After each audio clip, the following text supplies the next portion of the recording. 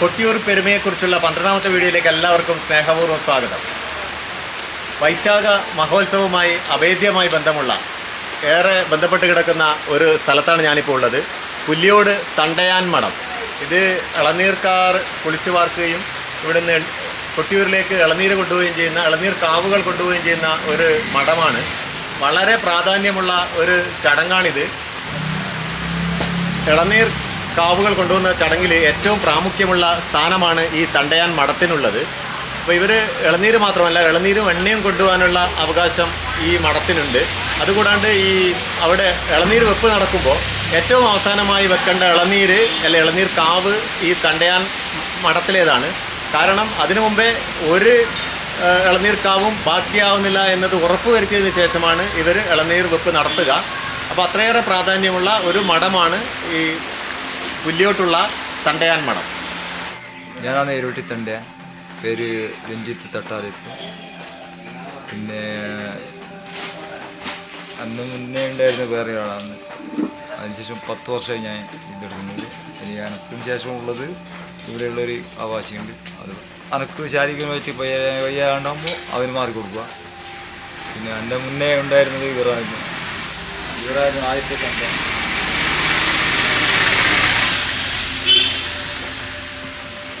ഇവരെ നിങ്ങളെ മുമ്പേ ഉള്ള അല്ലേ? അങ്ങനെ ഇത് മരുമക്കത്തായ സമ്പ്രദായം അല്ലേ? ഇതിനാണ് അടുത്ത അവകാശമായിട്ട് വരുന്നത്.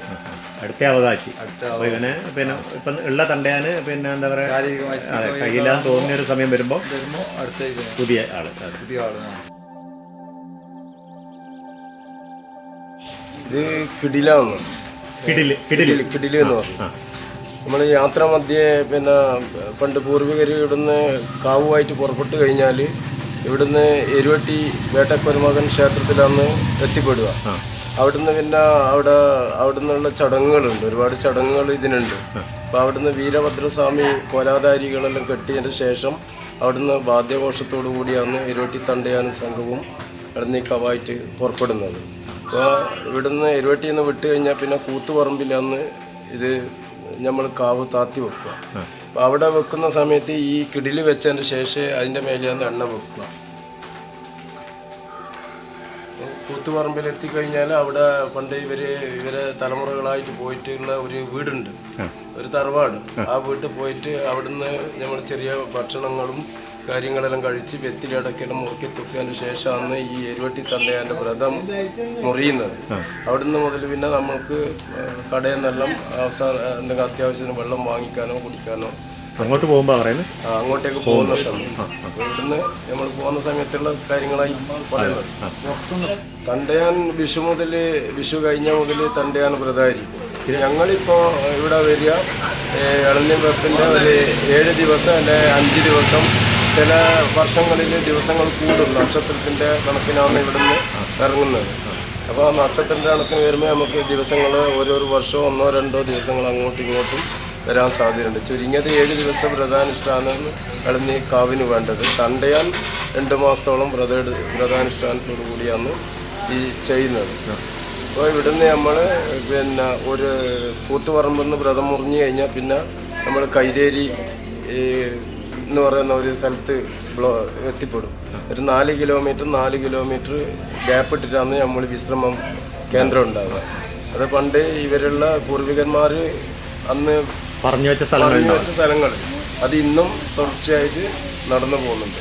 അപ്പോൾ ഓരോ സ്ഥലത്തെത്തുമ്പോൾ 4 കിലോമീറ്റർ ദൂരെ എത്തുമ്പോൾ ഞങ്ങൾ അവിടെ വെച്ച് അവിടുന്ന് പിന്നെ 1ാമത്തെ ദിവസം ഞങ്ങൾ ചങ്ങല ഗേറ്റ് എന്ന് പറയുന്ന കോളയാടാന്ന് അന്ന് രാത്രിയത്തെ തങ്ങ്.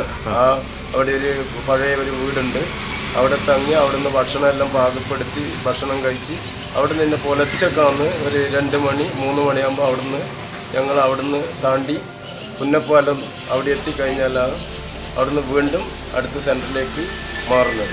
ഓരോ 4 കിലോമീറ്ററിലും വിശ്രമം. ഈ പിന്നെ ഇളനീര് കാവ് താത്തി വെക്കുന്ന ചടങ്ങിന് പറയുന്ന പേര് തണ്ടുകായൽ. പുന്നപ്പാലത്ത് നിന്ന് അന്ന് 2ാമത് വീരഭദ്ര കോലം ധരിക്കുക. അവിടെ നിന്ന് മുതലാണ് പുന്നപ്പാലം മുതൽ പിന്നെ മന്തണ വരെയാണ് ഇവരുണ്ടാവും. ചപ്പാരത്തിൽ എന്ന് പറഞ്ഞ സ്ഥലം. അവിടെ വരെ ഇവർ ആര് ഈ വീരഭദ്രൻ ഉണ്ടാവും. ആടുന്ന് അവർ നേരെ കൊട്ടിയൂരേക്ക് പോകും. ശരി. പിന്നെ നമ്മൾ മാത്രമേ ഉണ്ടാവും. മുത്തപ്പൻ മടപ്പര ആ അവിടെ താവളടിച്ച് പിന്നെ തുണ്ടിയിൽ അവിടുന്ന് പിന്നെ മണത്തണ ഇതേപോലെ ഒരു പഴയ തറവാടുണ്ട്. ഇവരും പൂർവീകർ കൊണ്ട് പോയ അവിടെ താമസിച്ച് അവിടെ ഭക്ഷണം വെച്ച് കഴിച്ചതിന് ശേഷം അവിടുന്ന് ഞങ്ങൾ വൈകുന്നേരത്തോടു കൂടി പിന്നെ പുറപ്പെടുകയാണ് കൊട്ടിയൂരേക്ക്. 17 അല്ലേ? 17 ഇളനീര് വെപ്പ് ഒരു 17. പക്ഷെ നമ്മൾ വെക്കുക പിറ്റേന്ന് രാവിലെ വെക്കും. ഇളനീര് ആട്ടായസം രാവിലെ വെക്കും. ഇതെല്ലാം കഴിയണം അല്ലേ? കഴിയണം എന്ന് പറയുമ്പോൾ ഈ പുറമേ നിന്ന് ആരെങ്കിലും പിന്നെ വരുന്ന പ്രായമുള്ളവർക്ക് വരുന്നിട്ട് അവർക്ക് വെക്കേണ്ട ഒരു സൗകര്യത്തിന് വേണ്ടിയിട്ട് ആണ് നമ്മൾ കാത്തു വെക്കുന്നത്. ഇത് പിറ്റേന്ന് രാവിലെ വരെ ഇതാക്കുന്നത്. നമ്മൾ വെച്ചാൽ പിന്നെ വേറെ വെക്കാൻ പറ്റില്ല. മണത്തണേന്ന് മുതല് നമ്മളെ മുന്നേ തന്നെ ബാക്കിൽ ഈ ഇളനീക്കാർ വേറെ ഉണ്ടാകാൻ പാടില്ല. കാരണം ഈ ഏതെങ്കിലും ഒരു ആൾക്കാർക്ക് വയ്യാണ്ടായി കഴിഞ്ഞിട്ട് ഈ കാവ് ബാക്കി വരില്ല ഏതെങ്കിലും കഞ്ഞിപ്പരത്തിൽ. ആ കാവ് നമ്മൾ പിന്നെ എത്തിക്കേണ്ട ഉത്തരവാദിത്വം നമുക്കാണ്. ഒരു കഞ്ഞിപ്പുരയിൽ ഒരു കാവ് ഉണ്ടാകാൻ പാടില്ല. അതുകൊണ്ടാണ് നമ്മൾ ഏറ്റവും അപ്പൊ ബാക്കി നമ്മൾ വരുമ്പോൾ തന്നെ ബാക്കി ഏതെങ്കിലും കഞ്ഞിപ്പുരയിൽ ആരെങ്കിലും ഉണ്ടെങ്കിൽ അവര് മുന്നോട്ട് പോയിക്കൂടാ. ഇരുവട്ടി തണ്ടയാനും വീരഭദ്രസ്വാമിയും വിട്ടു കഴിഞ്ഞാൽ പിന്നെ വേറെ ബാക്കിലായിരിക്കും വരാൻ പാടില്ല. അപ്പൊ ഇവർക്കാണ് അതിന്റെ അധികാരം. ഇവര് കാവ് വെച്ച് കഴിഞ്ഞാൽ വേറെ ആരെങ്കിലും ഇടക്ക് വന്ന കാവ് വെച്ച് ഇവർക്ക് എടുത്ത് പുറത്ത് മാറ്റാനുള്ള അധികാരമുണ്ട്. അപ്പൊ ഇവർക്കാണ് കമ്മിറ്റി ആളുടെ അവിടെ വെക്കാൻ പറ്റൂല. ഇരുട്ടി തണ്ടയാണെങ്കിൽ പിന്നെ കാവ് വെച്ച് കഴിഞ്ഞാൽ പിന്നെ വേറെ ആർക്കും വെക്കാൻ പറ്റില്ല. ലാസ്റ്റ് നമ്മളാണ് സമർപ്പിക്കുന്നത്. അവിടെ പ്രധാന ചടങ്ങിന് വേണ്ടത് 4 കാവാണ്. ഈ എരുവട്ടി തണ്ടയാന്റെ 4 കാവും എണ്ണയും. ഇതാണ് അവിടെ പ്രധാനമായിട്ട് വേണ്ടത്. പിന്നെയെല്ലാം പിന്നെ നേർച്ചയായിട്ട് ഇങ്ങനെ വരുന്നത് ഇവരതാണ്. അവിടെ 4 കാവ സാമ്പ്രദായികമായിട്ടുള്ളത് ഇവരത് വെച്ചിരിക്കണം. പിന്നെ വേറെ ഇപ്പൊ കൊറോണ സമയത്ത് ഇവര് 4 കാവാന്ന് അവിടെ പ്രധാനമായിട്ട് വന്നിട്ടില്ല. ആ സമയത്ത് പോയി. ഇവിടെ ഇവരിത് മുടക്കാൻ പാടില്ല. ഇവരിത് എപ്പോഴും പോകണം. ഇവർക്ക് വയ്യാത്ത സമയത്ത് അന്ന് 3 ഇതുണ്ട്. ഒന്ന് മേക്കലേരിയില് പിന്നെ ഒന്ന് കുറ്റിയാട്ടൂർ. പക്ഷെ കുറെ ആൾക്കാരുണ്ട് ഇവർക്ക് വൈക്കില് ഇവർക്ക് എന്തെങ്കിലും ഈ തറവാട്ടിന് എന്തെങ്കിലും ബുദ്ധിമുട്ട് വരുന്ന പക്ഷം മേക്കലേരി ആരെങ്കിലും എടുക്കുക അല്ലെങ്കിൽ കുറ്റിയാട്ടൂർ ഇങ്ങനെ ഒരുപാട് അതൊരു പകരം ഒരു സംവിധാനം പണ്ടേ ആക്കി വെച്ചിട്ടുണ്ട്. അപ്പോൾ ഇവർക്കാണ് പൂർണ്ണ അധികാരം. ഇളനീരിന്റെ പൂർണ്ണ അധികാരം എരുവട്ടി തണ്ടയാം എണ്ണയും. ഇതില് ചെത്തിക്കെട്ടി എന്ന് പറയാതെ ചെത്തിക്കെട്ട്.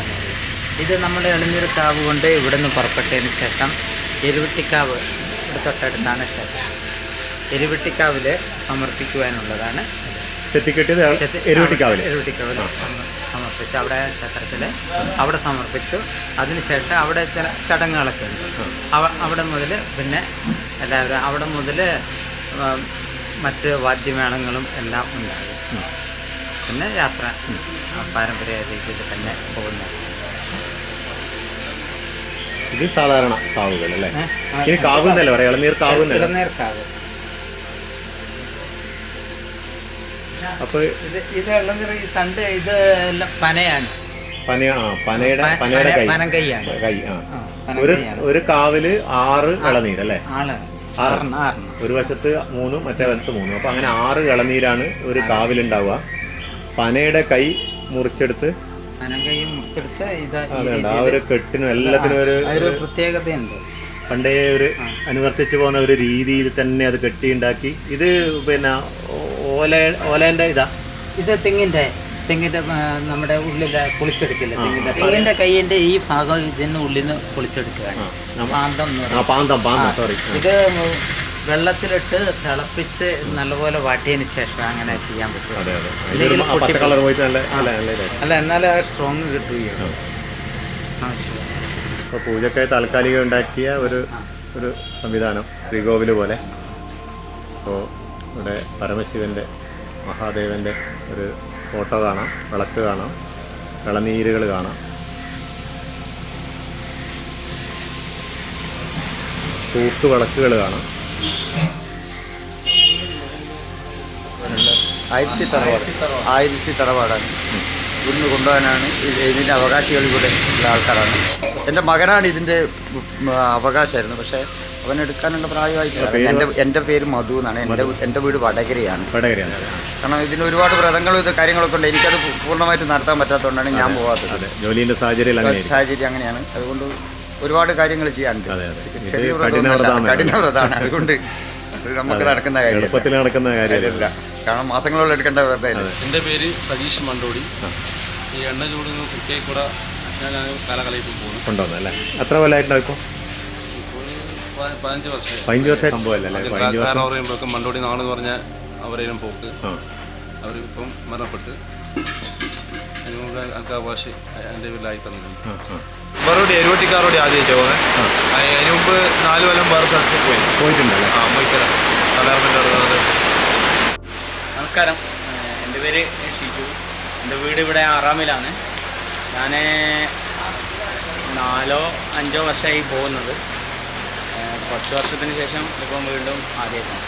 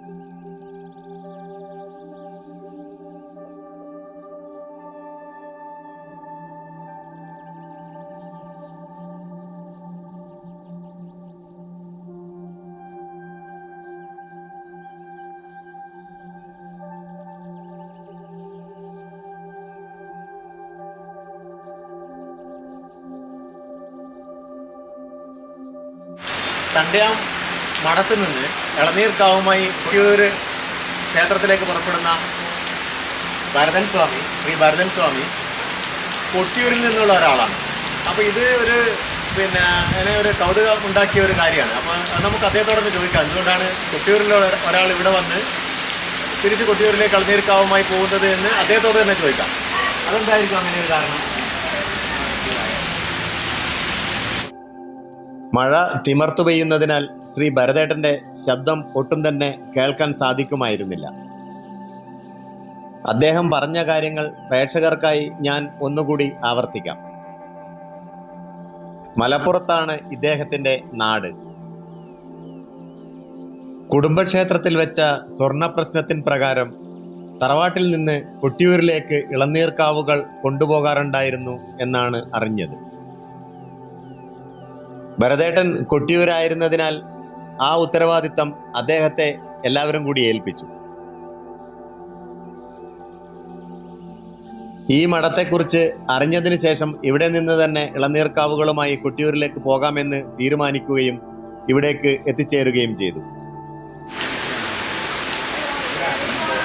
അത് തന്നെയാണ് സ്വാമി പറഞ്ഞതിൽ ഏറ്റവും വലിയൊരു കാര്യം. ഒന്ന് എന്താ പറയുക, നമ്മൾ ഇന്ന് ലഹരി വളരെ നമ്മുടെ സമൂഹത്തിൽ പ്രാധാന്യം നേടുന്ന ഒരു കാലത്ത് നമുക്ക് ഭക്തി അതിൽ നമ്മൾ നന്നായിട്ട് അത് ഇൻവോൾവ് ചെയ്യുമ്പോഴത്തേക്ക് അതൊരു ലഹരിയായി മാറുക, മറ്റുള്ളവർക്ക് ആർക്കും ശല്യമില്ലാത്ത ഒരു എന്താ പറയുക ലഹരി ആയി മാറുക ഭക്തി. അപ്പോൾ അതിലൂടെ നമുക്ക് കിട്ടുന്നത് ഒരു ഉറപ്പാണ്. ഈശ്വരൻ ഈ ഒരു ഘട്ടത്തിൽ, നമ്മളൊക്കെ ആവശ്യമുള്ള ഒരു ഘട്ടത്തിൽ ഈശ്വരൻ എന്നെ സഹായത്തിനുണ്ട് എന്നുള്ള ഒരു വിശ്വാസമല്ല, ഒരു ഉറപ്പാണ് അതിലൂടെ നമുക്ക് കിട്ടുക. അപ്പോൾ അതൊരു വലിയ കാര്യമാണ്. അപ്പോൾ ഈ ചിലവർ നമ്മളിപ്പം ഭക്തിയെ എതിർക്കുന്ന ആളുകൾ പറയുന്ന ഒരുപാട് കാരണങ്ങളുണ്ടാവാം. പക്ഷേ അതിനൊക്കെ പുറത്ത് ഈ ഒരു ഭക്തിയിലൂടെയുള്ള ഒരു മനുഷ്യന് കിട്ടുന്ന ഒരു എന്താ പറയുക ശുദ്ധീകരണം, അത് വലിയൊരു കാര്യം തന്നെയാണ്.